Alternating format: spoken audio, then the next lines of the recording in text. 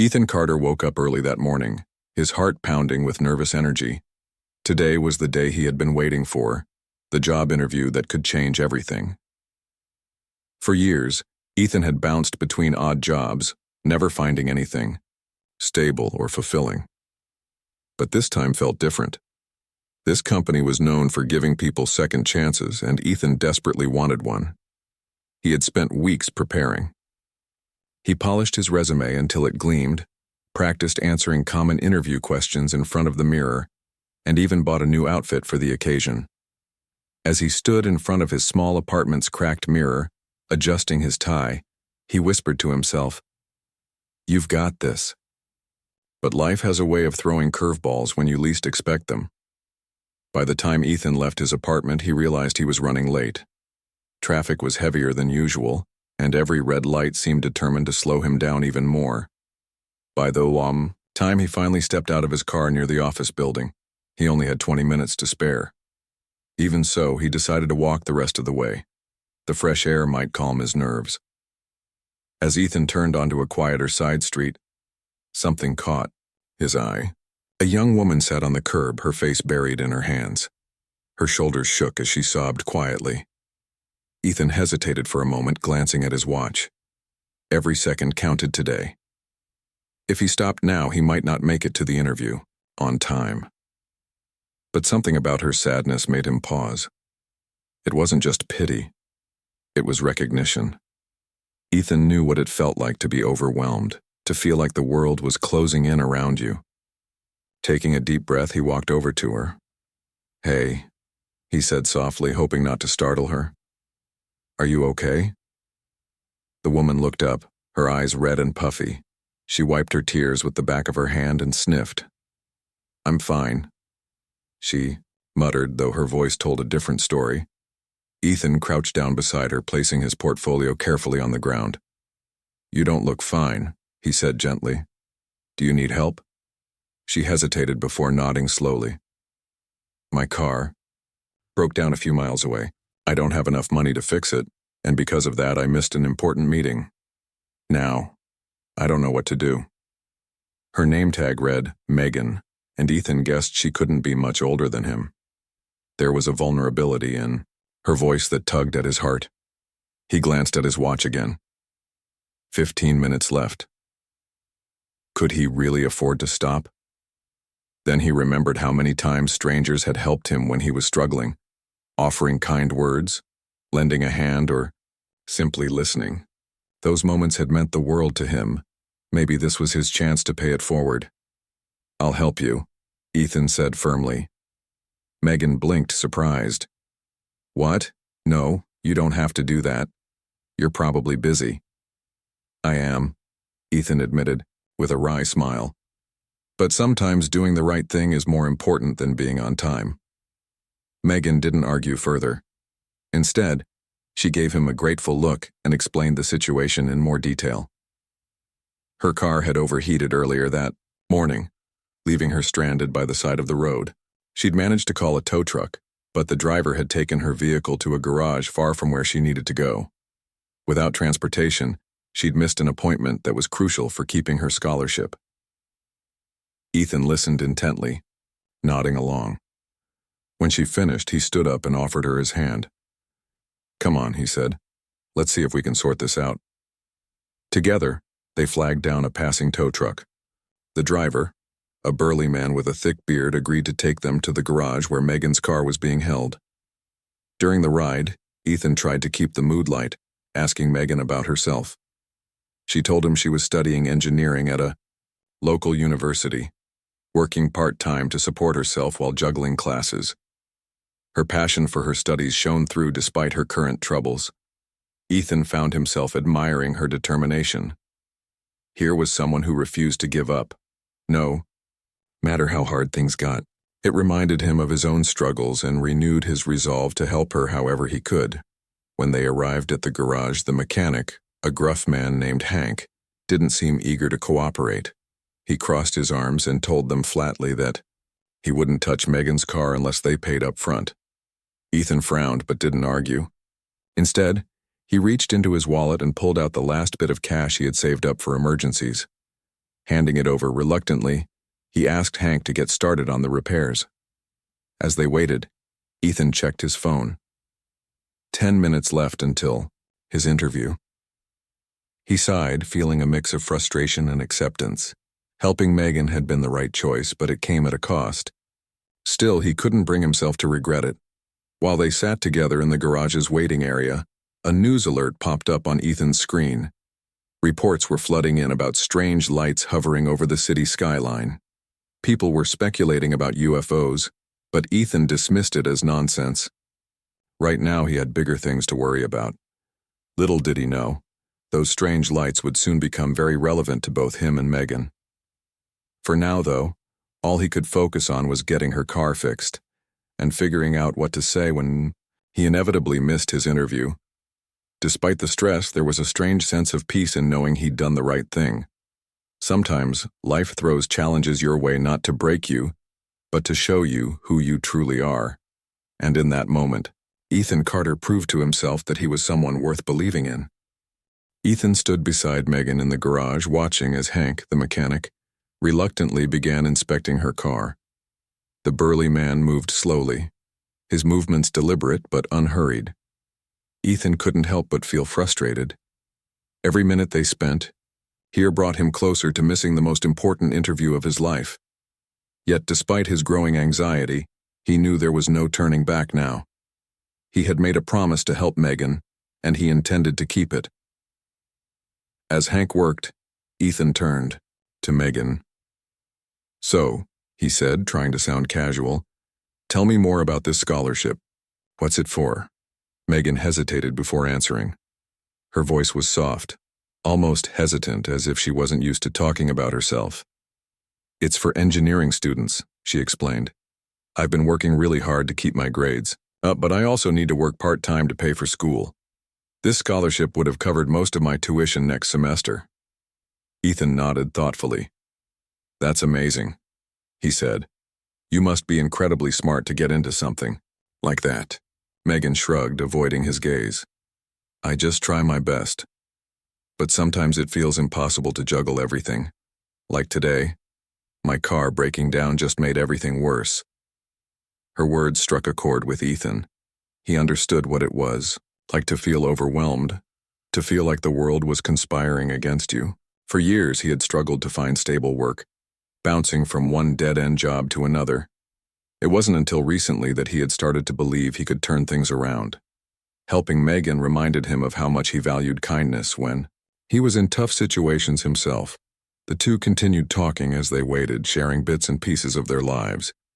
Megan told Ethan about her dream of becoming an aerospace engineer, designing spacecraft that could explore distant planets. Ethan listened intently, impressed by her ambition. In return, he shared some of his own struggles, how he had dropped out of college after his parents fell ill, forcing him to take care of them. Though he eventually returned to finish his degree, it had taken him years longer than most people.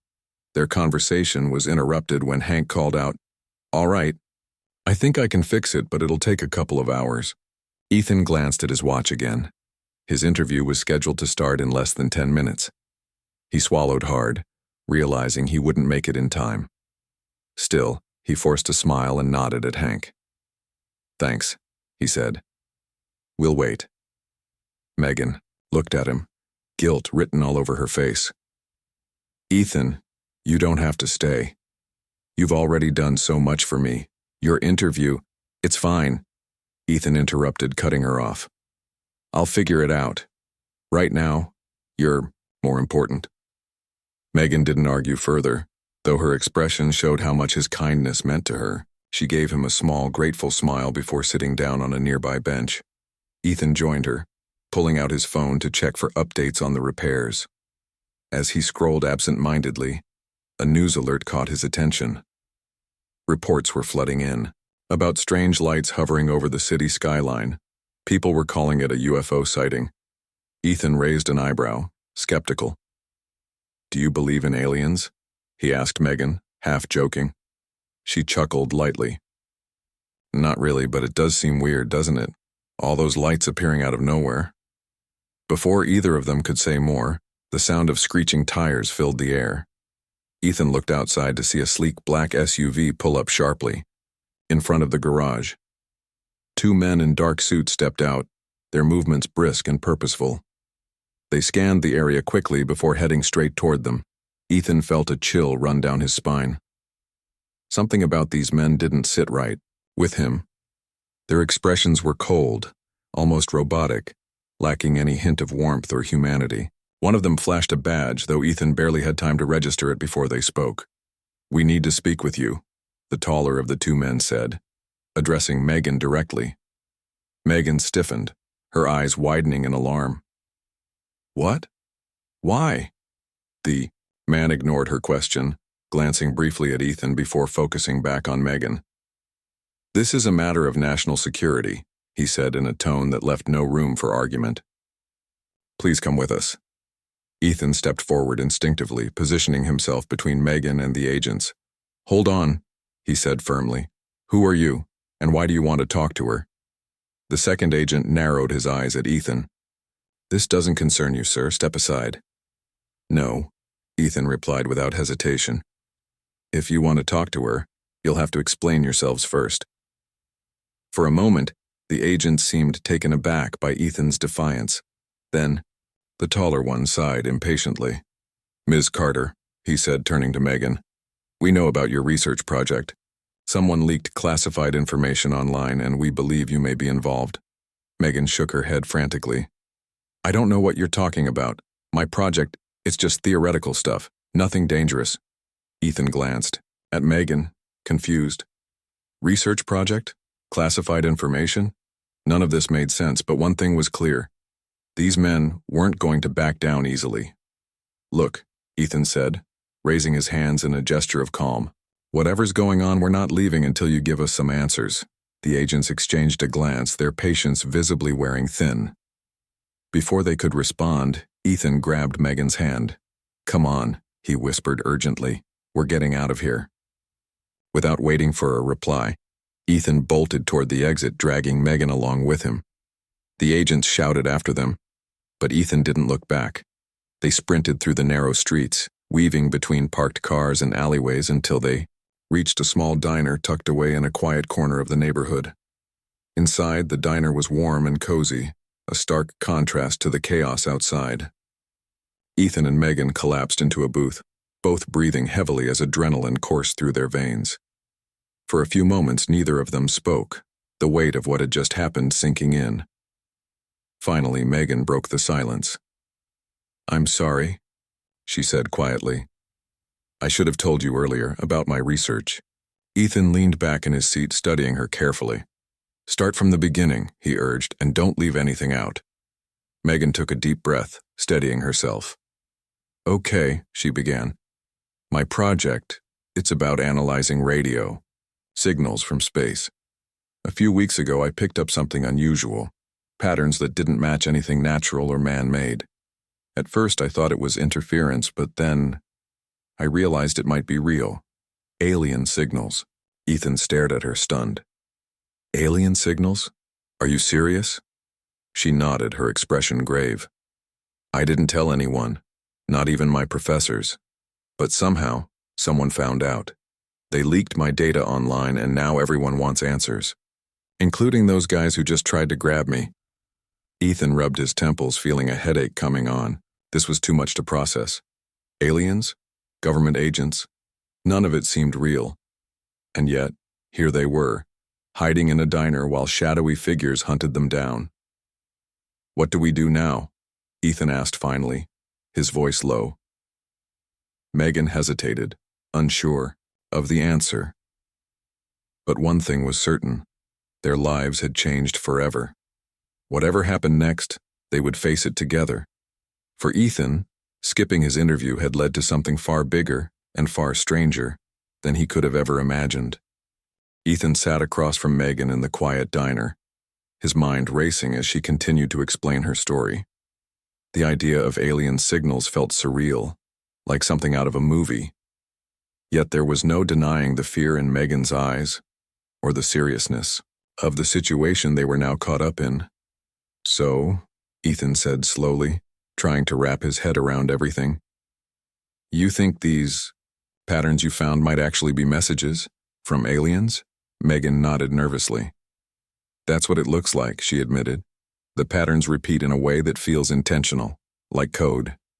But I didn't tell anyone about it. Not even my professors. Someone must have hacked into my computer or accessed my files without permission. Ethan frowned. And whoever leaked your research online, they're probably the reason those agents came after you. Exactly, Megan agreed. They want answers, and they'll do whatever it takes to get them. For a moment, neither of them spoke. The weight of the situation hung heavy in the air. Ethan glanced toward the window, half expecting to see the black SUV pull up again. But for now, the street outside remained empty. What happens if they catch us? Ethan asked quietly. Megan hesitated before answering. I don't know, she admitted, but I doubt they'll just let us walk away. Not after this. Ethan leaned back in his seat, rubbing his temples. His life had been simple until today. Just another guy trying to make ends meet.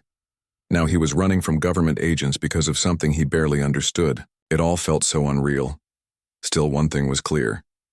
He couldn't abandon Megan. Whatever happened next, they would face it together. All right, Ethan said finally, his voice firm despite the chaos swirling inside him.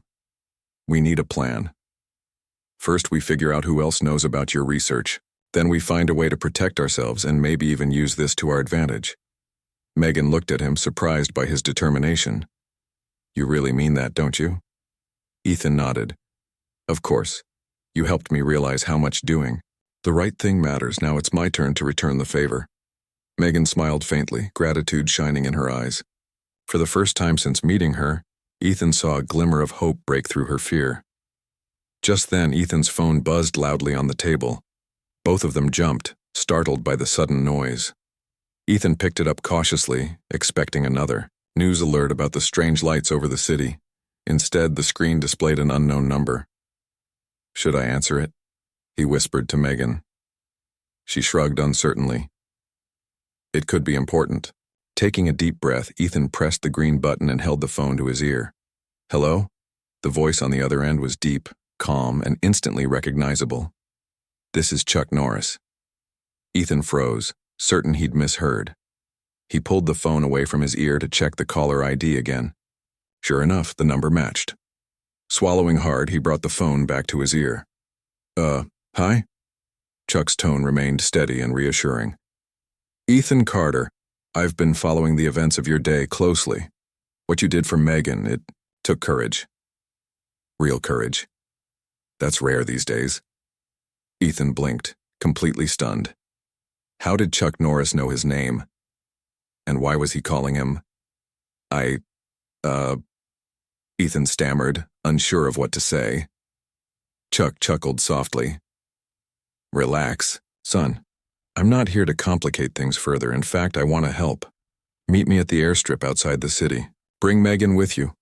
We'll talk more when you arrive. Before Ethan could respond, the line went dead. He stared at the phone in disbelief, then turned to Megan. Did that just happen? Megan tilted her head, confused. What? Who was it? It was Chuck Norris, Ethan said, still struggling to process the call. He wants us to meet him at some airstrip outside the city. Megan's jaw dropped. Chuck Norris, as in the Chuck Norris. Are you serious? Ethan nodded, showing her the recent call log on his phone. Dead serious. For a long moment, Megan simply stared at him, speechless. Finally, she shook her head. Okay, I don't know what's going on anymore. But if Chuck Norris is involved, I guess we should listen. Ethan couldn't argue with that logic. Despite the absurdity of the situation, something about Chuck's voice had been calming. If anyone could handle this mess, it was him. They quickly finished their coffee and left the diner, keeping an eye out for any sign of the agents. Fortunately, the streets were quiet and they made it back to Ethan's car without incident. As they drove toward the airstrip, Ethan tried to piece everything together. So let me get this straight, he said, glancing at Megan. You discovered alien signals? Someone leaked your research? and now government agents are chasing you. Meanwhile, Chuck Norris just called me out of nowhere offering to help. Does that sound crazy to you too? Megan laughed nervously. Yeah, it does. But honestly, at this point, nothing surprises me anymore. By the time they reached the airstrip, night had fallen, casting the area in shadow. A small private jet waited on the tarmac, its engines humming softly. Standing beside it, dressed casually in jeans and a cowboy hat, was none other than Chuck Norris himself. Ethan parked the car and stepped out, feeling strangely starstruck. Megan followed close behind, equally awestruck. Chuck approached them with a warm smile, extending his hand. Ethan, he said, shaking Ethan's hand firmly. And Megan, I'm glad you made it. Thanks for helping us, Ethan managed to say, still trying to wrap his mind around the surreal encounter. Chuck nodded. No problem. Now let's get inside. We've got a lot to discuss. As they boarded the jet, Ethan noticed two other people already seated inside. One was a tall, confident woman with sharp features and glasses perched on her nose. The other was a rugged-looking man with military short hair and a no-nonsense demeanor. This is Clara, Chuck said, gesturing to the woman. She's a linguist and expert in decoding languages. And this is Ryan, a former Marine who knows how to handle trouble. Clara gave them a polite nod, while Ryan offered a curt wave. Both seemed focused and ready for action. Once everyone was settled, Chuck took a seat near the front of the cabin. All right, he began, his voice commanding yet kind. Here's the situation.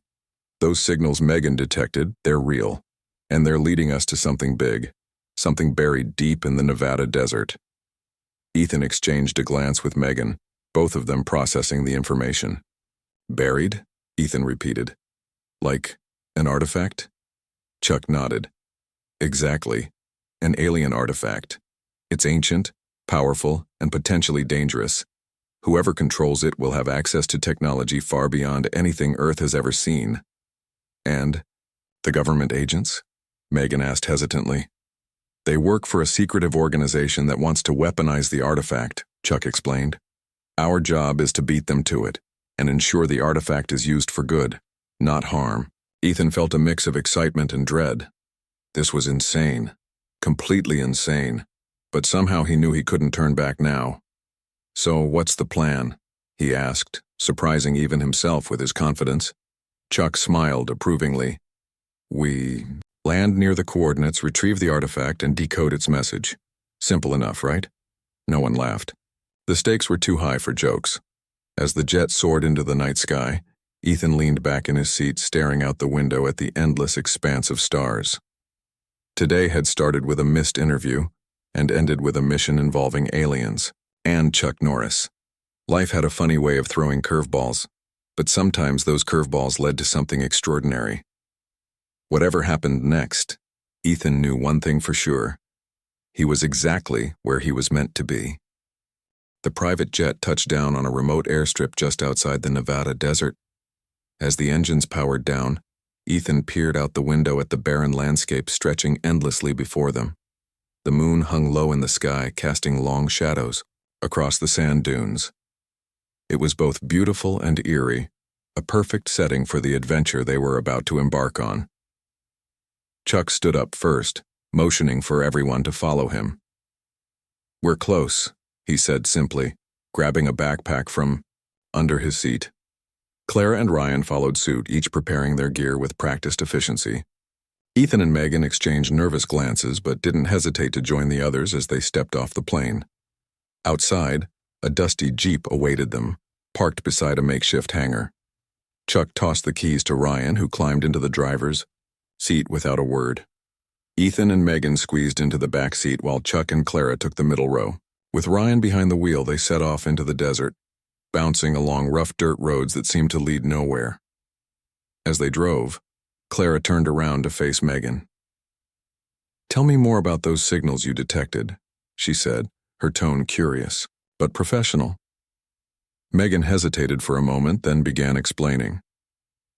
I was analyzing radio waves from space when I noticed patterns that didn't match anything natural or man-made. At first I thought it might be interference, but the repetition was too deliberate, like a message. Clara nodded thoughtfully. You may have stumbled onto something incredible. If these signals are guiding us to the artifact, decoding its language could be key to understanding its purpose. Ethan listened intently, amazed by how quickly things had escalated. Just hours ago, he'd been worrying about a job interview. Now he was sitting in a Jeep with Chuck Norris, heading toward an alien artifact buried in the desert. Life had a funny way of surprising you. After nearly an hour of driving, Ryan slowed the Jeep to a stop near the base of a rocky hill. Ahead of them lay the entrance to a narrow cave, partially obscured by jagged rocks and swirling sand. The air felt cooler here, almost electric, as if the earth itself knew something extraordinary lay within. This is it, Chuck announced, stepping out of the vehicle. He pulled a flashlight from his belt and flicked it on, its beam cutting through the darkness. Stay close and keep your wits about you. One by one, the group filed out of the Jeep and approached the cave. Inside, the walls were lined with strange symbols that glowed faintly with an otherworldly blue light. Ethan couldn't help but stare, his heart pounding with a mix of awe and unease. Megan gasped softly beside him, clutching her notebook tightly against her chest. These markings, Clara murmured, running her fingers lightly over the glowing symbols. They're not like any language I've ever seen. But there's structure here, patterns. Ryan kept watch near the entrance, his flashlight scanning the shadows for any signs of danger. Meanwhile, Chuck moved deeper into the cave, his footsteps steady and confident. Keep moving, he urged. We don't have much time. The further they ventured, the stronger the glow became until they reached a large chamber at the heart of the cave. In the center stood the artifact, a sleek, metallic object shaped like a sphere, hovering slightly above the ground. Its surface shimmered with intricate designs that pulsed rhythmically as though alive. It's beautiful, Megan whispered, her voice filled with wonder. And dangerous, Chuck added grimly. This thing has power we can't fully comprehend. That's why we need to act carefully. Clara knelt beside the artifact, placing her tablet on the ground. She began typing furiously, attempting to interface with the object using specialized software she'd brought along. If I can sync with its frequency, maybe I can decode its message, she explained. While Clara worked, Ethan found himself drawn to the artifact. There was something mesmerizing about it, almost hypnotic. He reached out instinctively, wanting to touch it, but Ryan grabbed his arm firmly. Don't, Ryan warned. We don't know what it'll do. Ethan nodded, pulling his hand back. He hadn't realized how reckless he'd been until Ryan stopped him. For all they knew, the artifact could be booby-trapped or worse. Suddenly, Clara let out a triumphant cry. I've got it, she exclaimed. The artifact is transmitting coordinates. They're pointing somewhere beyond our solar system. Beyond our solar system? Megan repeated, stunned. Are you saying this thing came from another planet? It's possible, Clara replied. But that's not all. The message embedded in the transmission, it's a form of communication. A greeting, perhaps. Chuck stepped forward, his expression serious. Then we need to decide. Do we respond, or do we leave it alone? Everyone fell silent, the weight of the decision pressing down on them. Responding to the message could open the door to unimaginable opportunities, or catastrophic consequences. Ignoring it might mean missing a chance to connect with intelligent life beyond Earth. Ethan looked around at the group, feeling the responsibility of the moment settle heavily on his shoulders. This wasn't just about science or discovery anymore. It was about trust, courage, and doing what was right. We should respond, Ethan said finally, his voice firm despite the uncertainty swirling inside him. If we turn away now, we'll never know what's out there. And isn't that worth the risk?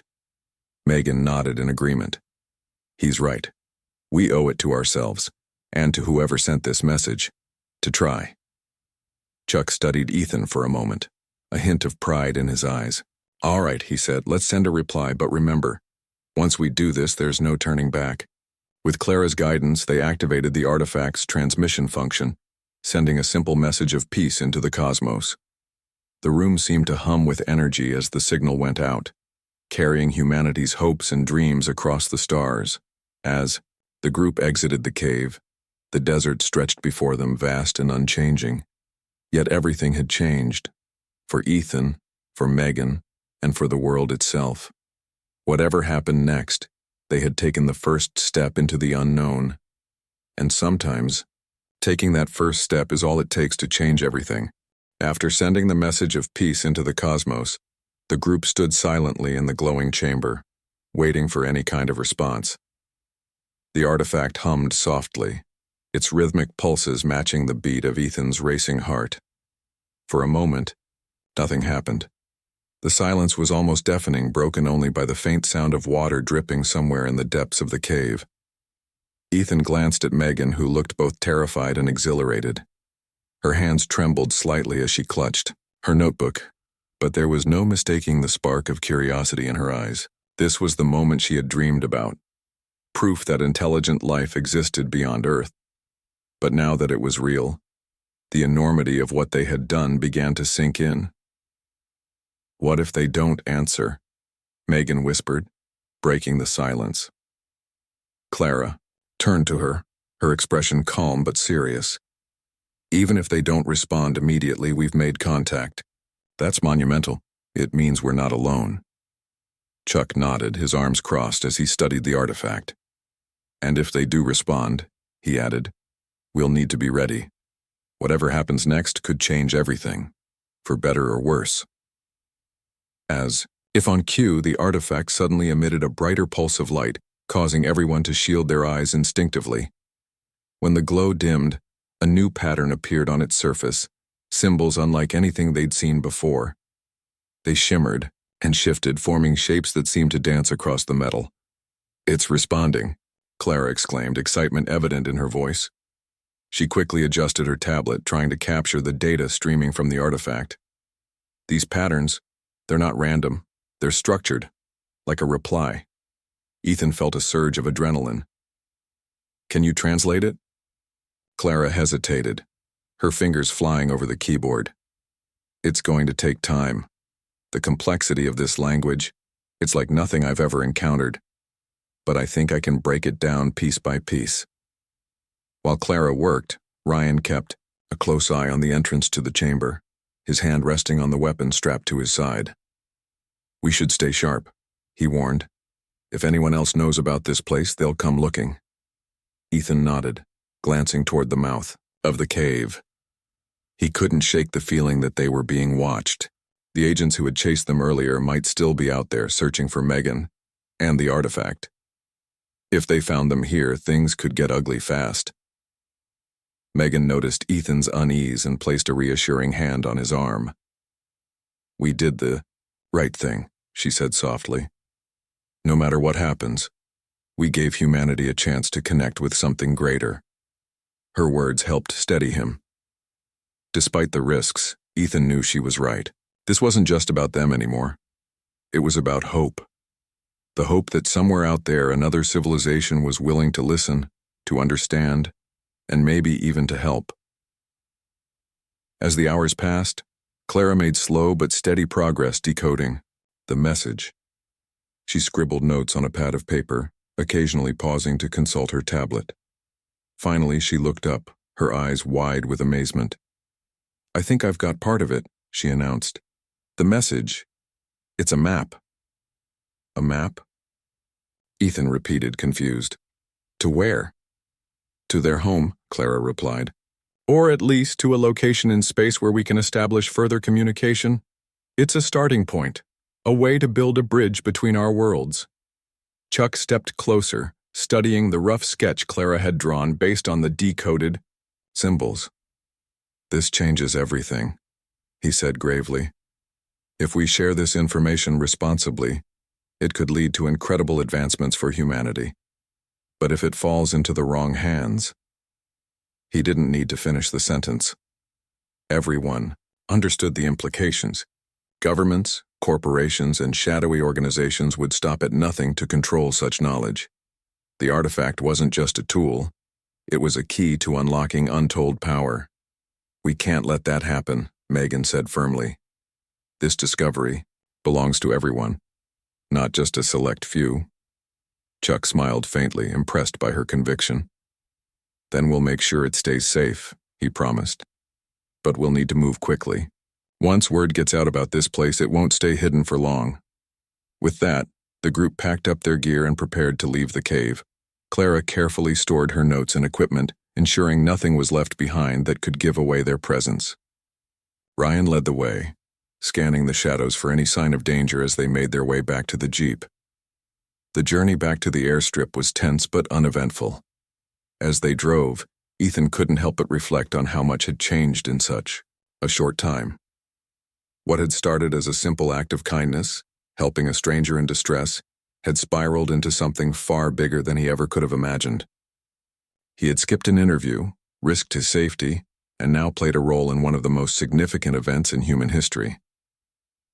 When they arrived at the airstrip, the private jet awaited them, its engines idling quietly.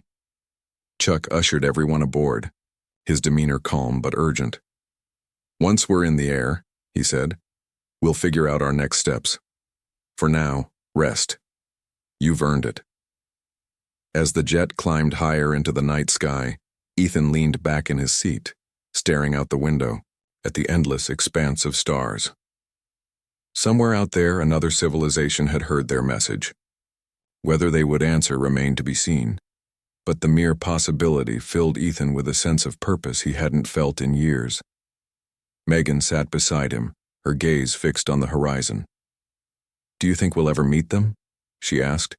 Quietly, Ethan smiled despite the uncertainty. "Maybe someday. Until then, we keep moving forward, one step at a time." For all the chaos and danger they had faced, Ethan realized he wouldn't trade this experience for anything. It had taught him something valuable, that sometimes doing the right thing isn't just about helping others. It's about believing in something bigger than yourself. And in doing so, finding your place in the universe. As the jet soared through the darkness, Ethan felt a quiet confidence settle over him. Whatever challenges lay ahead, he knew they would face them together. Because in the end, the greatest adventures aren't defined by where you go, they're defined by who you become along the way. The days following their return from the desert were a whirlwind of activity. Chuck Norris had kept his promise, ensuring that the discovery of the artifact and the message sent to the stars remained secure. He worked tirelessly behind the scenes, coordinating with trusted allies to protect the information from falling into the wrong hands. Meanwhile, Ethan and Megan found themselves adjusting to life after such an extraordinary experience. For Ethan, it wasn't easy. Every morning he woke up half expecting the events of the past few days to feel like a dream. But they weren't. The weight of what he'd done, the choices he'd made, was very real. Skipping his interview had cost him a job opportunity, but it had given him something far more valuable, a renewed sense of purpose. One afternoon, as Ethan sat in his small apartment, his phone buzzed loudly on the coffee table. Picking it up, he saw an unfamiliar number flashing on the screen. Hesitant, he answered. "Hello? Ethan Carter?" a voice asked, polite but professional. "Yes, that's me," Ethan replied, sitting up straighter. "This is Mr. Harrison from Global Innovations," the caller continued. "We spoke briefly during your scheduled interview last week." Ethan's heart sank. He had completely forgotten about the company he was supposed to meet. "Oh, right. I'm sorry about missing the interview. Things got complicated." To his surprise, Mr. Harrison chuckled. "So we heard. Quite the story you've been part of lately." Ethan froze, unsure how much this man knew, or whether he should admit anything. Before he could respond, Mr. Harrison went on. "Let me cut to the chase. Despite missing the interview, we reviewed your application again. Your background, combined with recent reports of your character, impressed us. We'd like to offer you the position." Ethan blinked, stunned. "Wait, are you serious, even though I didn't show up?" "You may not have made it to the interview," Mr. Harrison said, "but sometimes actions speak louder than words. Helping someone in need, even at great personal cost, says a lot about who you are. That's the kind of person we want on our team." Ethan couldn't believe what he was hearing. After everything that had happened, he hadn't expected this outcome. "Thank you," he managed to say, still processing the news. "I won't let you down." After hanging up, Ethan stared at the phone for a long moment, a wide grin spreading across his face. This was a second chance, a fresh start. And he intended to make the most of it. Meanwhile, Megan returned to her studies with renewed determination. The scholarship she had feared losing was reinstated after she explained her situation to the committee. More importantly, her research project gained new attention, not because of the leaked data but because of her courage and integrity in handling the aftermath. She became a role model for students everywhere, proving that doing the right thing could lead to unexpected opportunities. Ethan and Megan stayed in touch, meeting regularly to discuss their experiences and share updates. They had formed an unbreakable bond during their adventure, one that neither of them took for granted. Whether it was grabbing coffee or talking late into the night about the possibilities of alien contact, they remained close friends. One evening, as Ethan scrolled through social media, he came across a post from Clara. She had written an article detailing her analysis of the artifact's message, emphasizing the importance of responsible exploration and diplomacy in humanity's search for extraterrestrial life. The piece went viral, sparking conversations worldwide about the future of interstellar communication. Ryan, too, had found a new mission. Using his military expertise, he joined forces with Chuck to create a security network dedicated to protecting sensitive discoveries like the artifact. Together, they ensured that humanity's first steps toward the stars would be guided by caution and cooperation rather than greed or fear. As for Chuck Norris, he disappeared almost as quickly as he had appeared. Ethan received a brief note in the mail a few weeks later. "Sometimes doing the right thing is the greatest adventure of all. Keep moving forward." It was signed simply, Chuck. Months passed, and life began to settle into a rhythm. Ethan started his new job, excelling in his role and earning praise from colleagues. Megan thrived in her engineering program, inspired to push boundaries and explore new frontiers. Their lives had changed forever, shaped by the choices they made when faced with uncertainty. One sunny afternoon, Ethan decided to visit the park where he and Megan had first met. Sitting on a bench, he watched children play and couples stroll, by feeling a deep sense of gratitude. Life was unpredictable, full of twists and turns that no one could foresee. But those moments of chaos often led to growth, if you were brave enough to embrace them. His phone buzzed again, pulling him from his thoughts. It was Megan. "Hey," she said cheerfully. "Guess what? I just submitted my thesis proposal, aliens and all." Ethan laughed. "That's amazing, congratulations." "Thanks," she replied. "And hey, whatever happens next, I'm glad we're in this together." "Me too," Ethan said softly. "Me too." As he hung up and slipped the phone back into his pocket, Ethan looked up at the clear blue sky. Somewhere out there, among the countless stars, another civilization might be preparing to respond to humanity's message. Whether that response came tomorrow or years from now, Ethan knew one thing for certain. He was ready. Because in the end, it wasn't about the destination, it was about the journey. And Ethan Carter's journey had only just begun.